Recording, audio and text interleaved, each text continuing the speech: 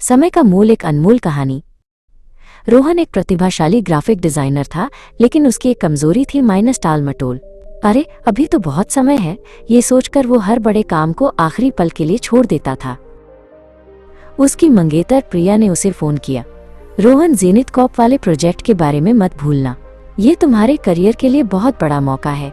रोहन ने आत्मविश्वास से कहा, फिक्र मत करो प्रिया, बेहतरीन आइडिया दबाव में ही आते हैं। अगले दिन ऑफिस में बॉस ने पूरी टीम को इकट्ठा किया। जेनिथ प्रोजेक्ट एक आंतरिक प्रतियोगिता होगी।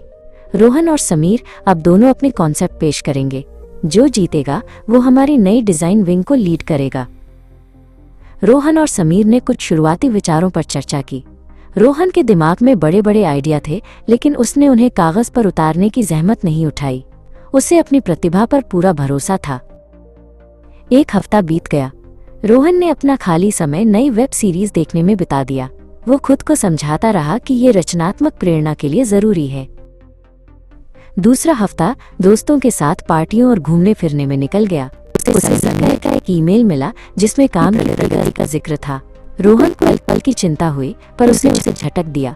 अभी भी 2 हफ्ते बाकी हैं। प्रिया ने उसे छुट्टियों का एक ब्रोशर दिखाया। जब तुम ये प्रोजेक्ट जीत जाओगे तो हम यहाँ चलेंगे। रोहन ने अपराध बोध महसूस किया, लेकिन उस प्रिया से वादा किया कि सब कुछ बेहतरीन होगा। तीसरे हफ्ते रोहन को असली क्रिएटिव ब्लॉक महसूस हुआ। वो घंटों तक खाली स्क्रीन को घूरता रहता।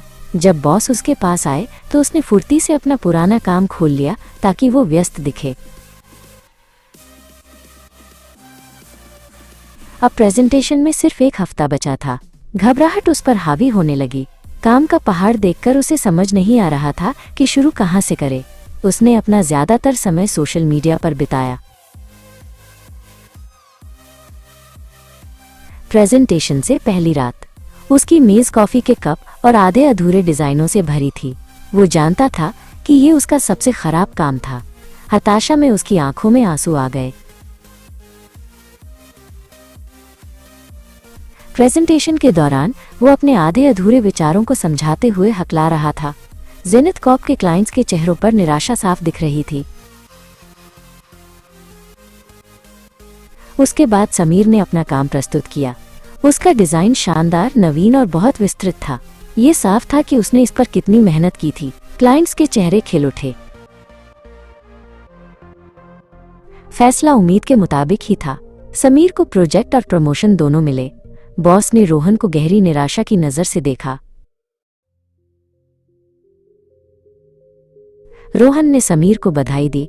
समीर ने ईमानदारी से कहा, तुम मुझसे ज्यादा प्रतिभाशाली हो रोहन, लेकिन प्रतिभा को अनुशासन की जरूरत होती है। ये शब्द रोहन को चुभ गए क्योंकि वे सच थे। उस शाम वो प्रिया से मिला। उसने सब कुछ सच सच बता दिया।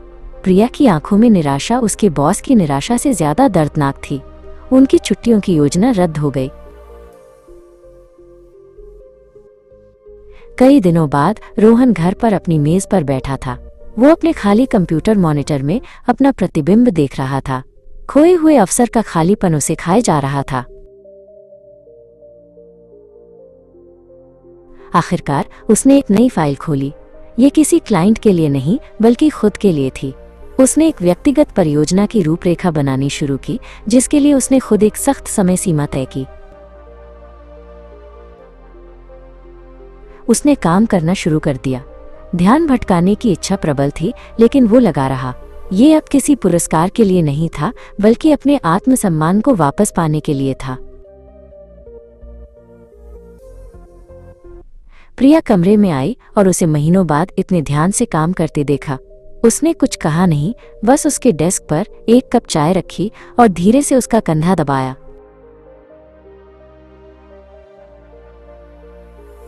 रोहन अभी भी काम कर रहा था।